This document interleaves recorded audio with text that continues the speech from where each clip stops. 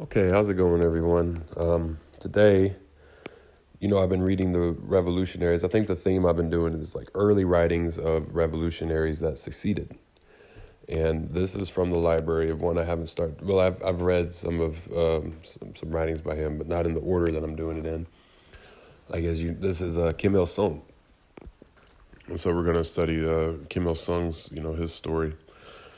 These are the shorter, writings. I'll get to where there's longer ones. I got to see if how I can upload them or if I want to divide them. But we're doing these ones that, won't take much storage and won't take much time to read for now, starting in the earliest. As you already know, I've read, so we've been reading Lenin, we've been reading Stalin, which Stalin was there for the Bolshevik Revolution, played a part in that.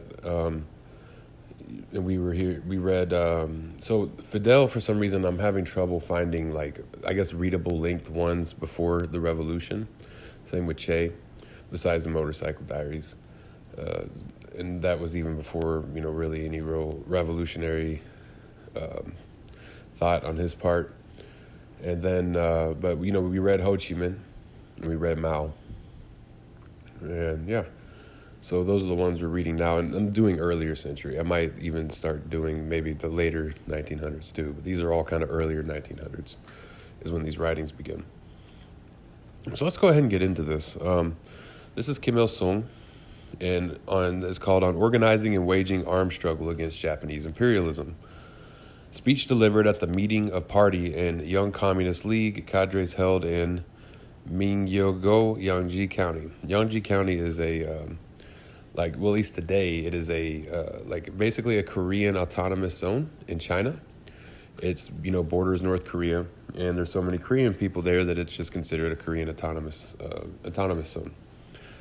So a lot of people don't know that there's actually a part, that so many North Koreans can go into China and whatnot, that they have their own autonomous zone there. It's not that, it's not as hard to get out of North Korea into China as what people make it out to be. And, there's a lot of North Koreans living in the United Kingdom, too. That's what a lot of people won't talk about. But anyway, let's get to, and not that they defect, they could go back into North Korea. It's interesting. A lot of people don't know about that. So anyway, this is Kim Il Sung. We'll get into that in a different video. We'll go ahead and just jump into this, though. On organizing and waging armed struggle against Japanese imperialism.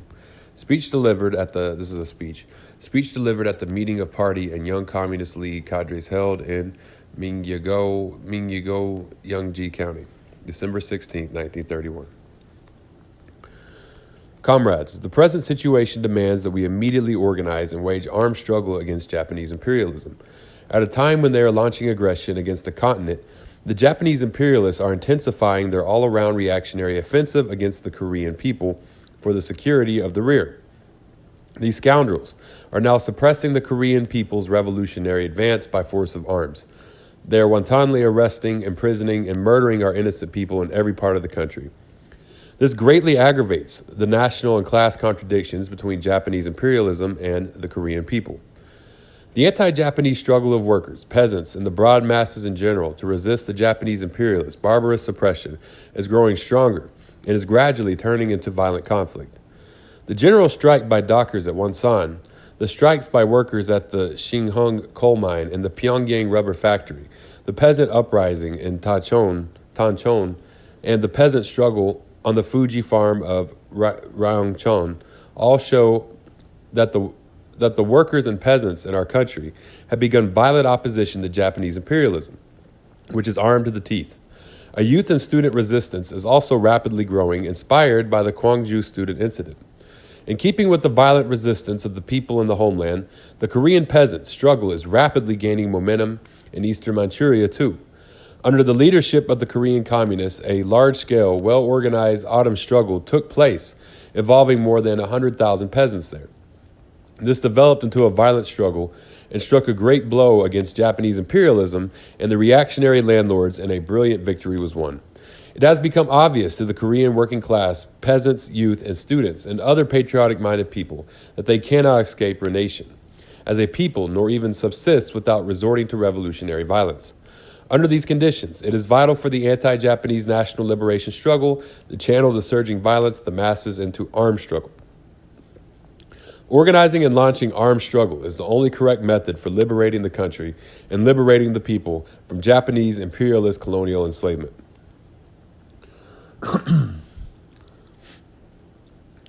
The Japanese imperialists, those burglars, have occupied our country by force of arms and deployed counter-revolutionary forces to maintain their colonial rule in Korea.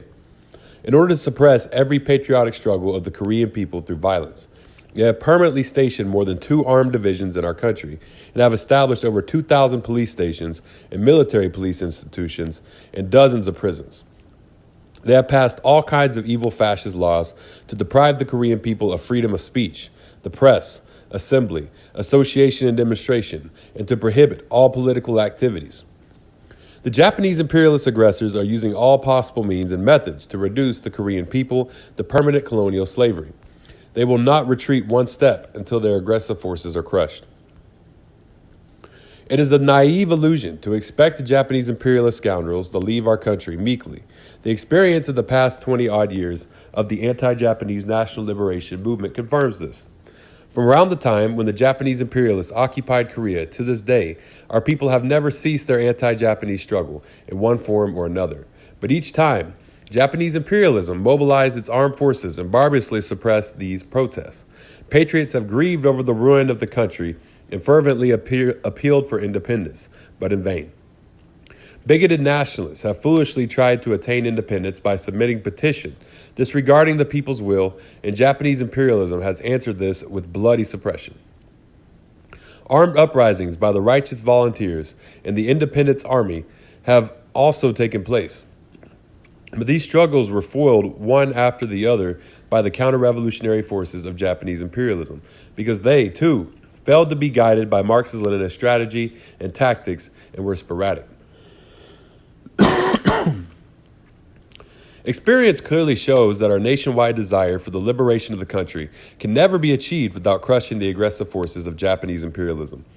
In order to smash these forces and liberate the country, it is imperative that we launch an organized armed struggle based on Marxist-Leninist strategy and tactics. It is self-evident that we cannot depend upon nor beg anyone for our own country's liberation. We must achieve the liberation of our country and nation by our own efforts through armed struggle. Comrades, the present tense revolutionary situation brought about by the Japanese imperialist occupation of Manchuria urgently demands that we take up arms. Now is the best time to launch an anti-Japanese war on a mass scale by waging armed struggle. First, because the whole of Manchuria is in a state of anarchy, as Kuomintang rule has disintegrated and the Japanese imperialist ruling machinery is not yet established. Second, because the Chinese people have risen up en masse in their anti-Japanese struggle, thus opening up a great era of stormy revolution. Broad sections of the Chinese people are launching an anti-Japanese Save the Nation movement throughout their country against the imperialist occupation of Manchuria. Among the armed units so engaged, the progressive sector, led by the Communist Party of China, is small as yet, but we can turn it into more vigorous struggle when we fight in unity with all the anti-Japanese armed units. The time has come when all should come out, weapon in hand, and dedicate themselves to the struggle to liberate their country. Let us fully mobilize all the patriotic forces opposed to Japanese imperialism, irrespective of wealth, partisanship, and religion.